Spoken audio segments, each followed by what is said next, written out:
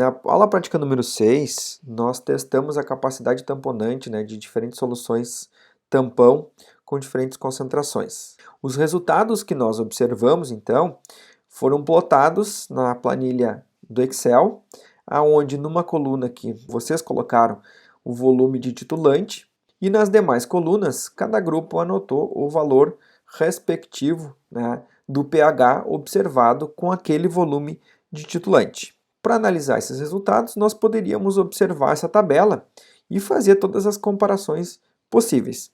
No entanto, essa tabela dificulta um pouco uma análise mais abrangente, uma análise mais objetiva, mais clara destes resultados.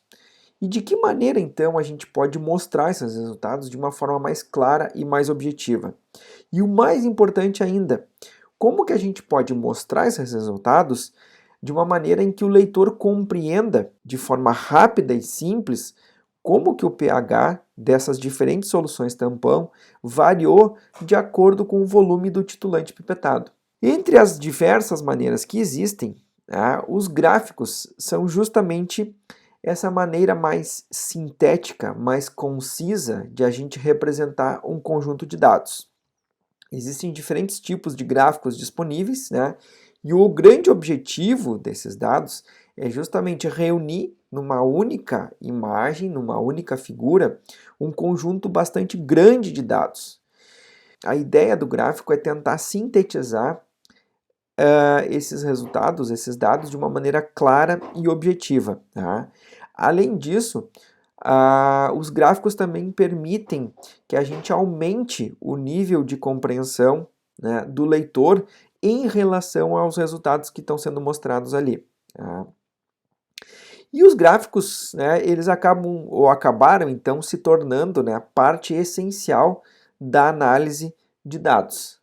Porém, uma pergunta recorrente e bastante frequente em se tratando de gráficos é qual tipo de gráfico é mais adequado ao meu conjunto de dados. Na internet e na literatura em geral, existem diversas dicas que podem auxiliar vocês na escolha do tipo de gráfico. Porém, a regra mais importante é que a escolha do tipo de gráfico depende exclusivamente do tipo de variável que vocês irão representar. Então vejamos alguns exemplos. O gráfico de histograma, ele representa normalmente a distribuição ou a frequência com que um determinado dado ou com que um determinado conjunto de dados aparece em uma determinada variável. Vejamos o exemplo ao lado. Nesse gráfico aqui, está representado aqui no eixo X o tempo que determinada pessoa leva para inspecionar um produto e no eixo Y aqui a frequência com que esse tempo aparece. Ou seja, se nós tomarmos como exemplo aqui o tempo de 200 segundos, nós temos que aproximadamente aqui 350 pessoas levam este tempo de 200 segundos para inspecionar um determinado produto. Um segundo tipo de gráfico, que muitas vezes é confundido com o histograma, é o gráfico de barras. Os dois gráficos muitas vezes são utilizados de forma intercambiável, porém de maneira incorreta, porque são gráficos diferentes. O gráfico de barra serve para a gente comparar dados entre diferentes grupos experimentais, por exemplo, para uma mesma variável, como por exemplo aqui ao lado. Aqui nós temos o número de internações, o número de admissões num determinado hospital, de acordo com o tipo de intoxicação que o paciente apresenta. Então, este grupo aqui, que é os pacientes que apresentam intoxicação alcoólica, eles são independentes deste outro grupo aqui, que apresenta intoxicação, por exemplo, por heroína. São grupos separados. Aqui embaixo nós temos grupos experimentais e não a nossa variável sendo representada como no gráfico de histograma. Então, são gráficos diferentes com propósitos diferentes. Um outro tipo de gráfico bastante utilizado na literatura científica é o scatterplot. O scatterplot ele serve para representar a relação entre duas variáveis numa coordenada cartesiana. Por exemplo, como está sendo mostrado aqui ao lado, né? Nós temos duas variáveis aqui, uma variável representada aqui no eixo X, que é o PIB per capita, né? E aqui, então, uma outra variável, que é a expectativa de vida, né? E nós podemos, então, estabelecer aqui, já de antemão, simplesmente olhando para esse gráfico, que conforme aumenta o PIB per capita, aumenta também a expectativa de vida. Existe uma relação, né, entre essas duas variáveis, né? Então é isso que o scatterplot busca demonstrar ou representar. Um outro gráfico bastante parecido com o scatterplot, mas também com propósitos diferentes, é o gráfico de linha, né? O gráfico de linha ele é normalmente utilizado para mostrar para o leitor, né, mudanças em uma determinada variável ao longo de um período ou um intervalo, né? Então a gente consegue observar linhas de tendência, a gente consegue observar padrões, né, utilizando o gráfico de linhas. Como, por exemplo, nesse gráfico aqui ao lado, onde nós temos aqui no eixo X, né, os anos, e aqui no eixo Y, o número de artigos publicados ao longo desses anos. Então, nós conseguimos estabelecer, né, justamente esse padrão, a gente consegue visualizar essa tendência de que, ao longo dos anos, o número de publicações está aumentando gradativamente. Um outro tipo de gráfico, então, é o que nós chamamos de box plot. Tá? Esse gráfico ele é uma variação do gráfico de barras, tá?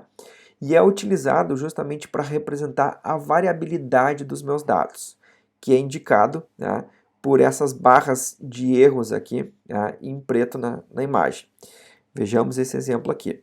Aqui nós temos três tipos de misturas diferentes, né, três tipos de soluções diferentes, né, onde foi medido o grau de viscosidade destas soluções. Tá? E nós podemos perceber, por exemplo, que a mistura 1 possui, né, um grau de viscosidade um pouco maior que a 2 e a 3, e podemos observar que o grau de viscosidade desta mistura 1, ela varia de 22 até mais ou menos aqui 27. E por último, então, nós temos o famoso gráfico de pizza. Esse gráfico ele é usado muito para representar diferentes partes de um todo, né, de forma proporcional, né, ou seja, né, como esse exemplo aqui está mostrando, né, o percentual de alunos que tem preferência por um tipo ou outro de filme. Existem outros tipos de gráficos que eu não vou mostrar aqui para vocês, né, e também existem a mescla desses tipos principais que eu mostrei para vocês. Eu posso ter um gráfico de barras mesclado com um gráfico box plot, né? Eu posso ter um gráfico de linhas mesclado com um scatter plot, né? Então eu posso mesclar os diferentes tipos de gráficos para representar de uma maneira mais adequada o meu conjunto de dados.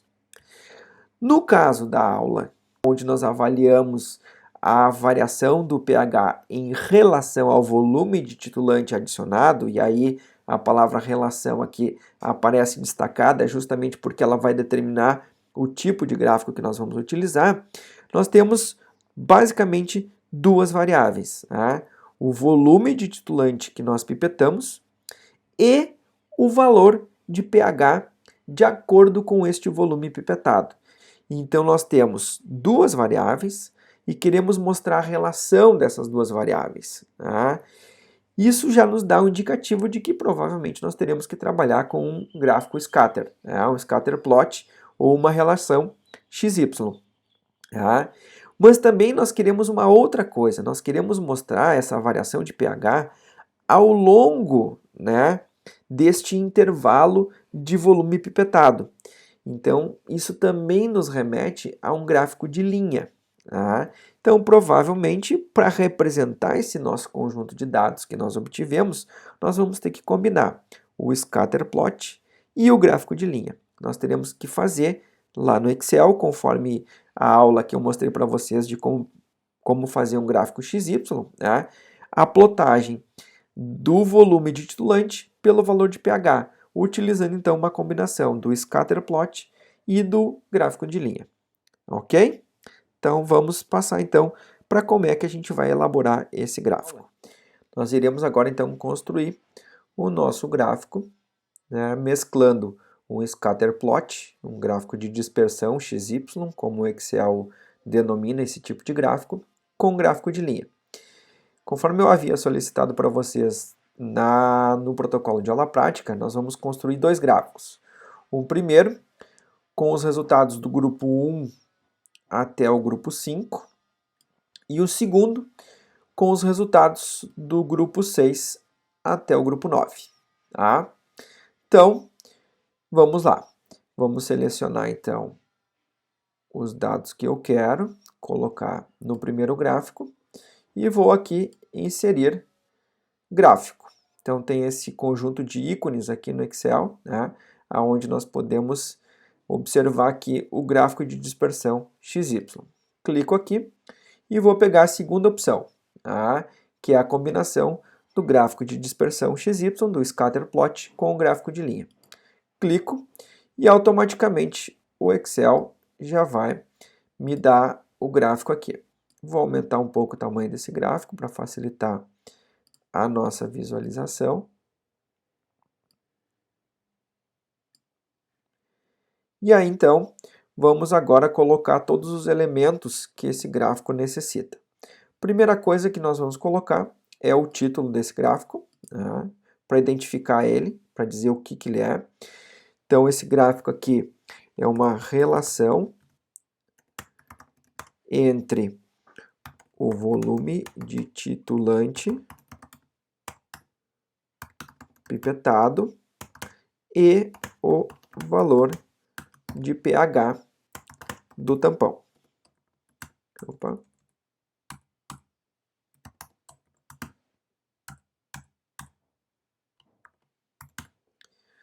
Perfeito.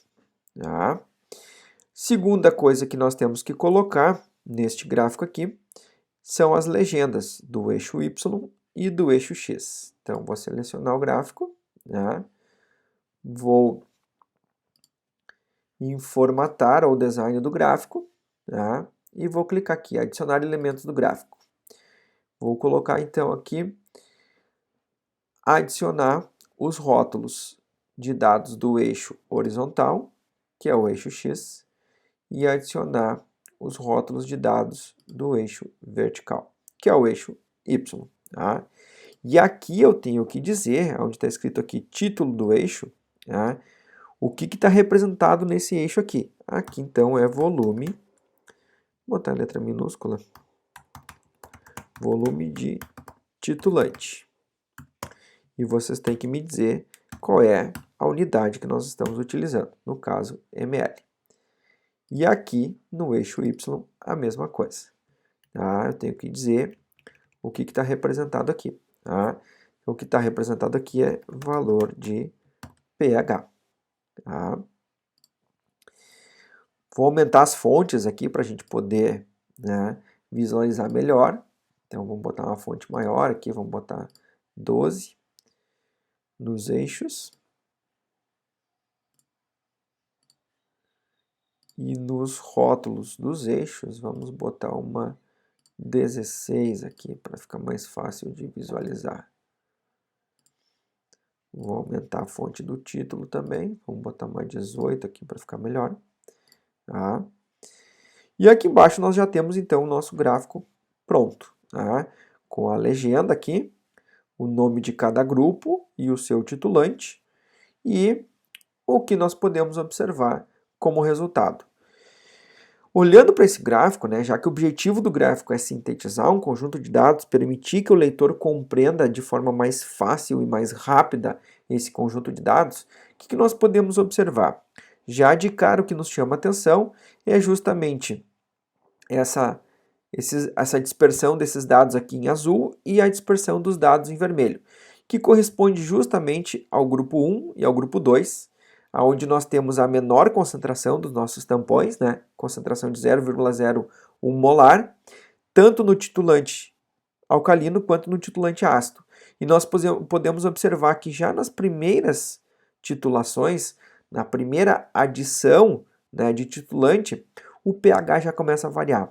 E logo em seguida, aqui mais ou menos aqui em torno de um volume em torno de 4 aqui, né, o pH já cai bastante no caso do tampão que foi titulado com ácido e aumenta bastante no caso do tampão titulado com base. Tá? Então a gente pode perceber que essa baixa concentração de 0,1 molar, né, do meu tampão não é capaz de segurar o pH por muito tempo, conforme a gente vai adicionando uma base ou um ácido. Tá? Como é que eu tenho certeza de que este resultado é verdadeiro? Quando eu comparo ele a os tampões com concentração maior, que é de 0,1 molar aqui em amarelo e 0,1 molar aqui em verde, titulado então com NaOH e HCl. Quando nós vamos olhar esse conjunto de dados aqui, o que nós podemos observar?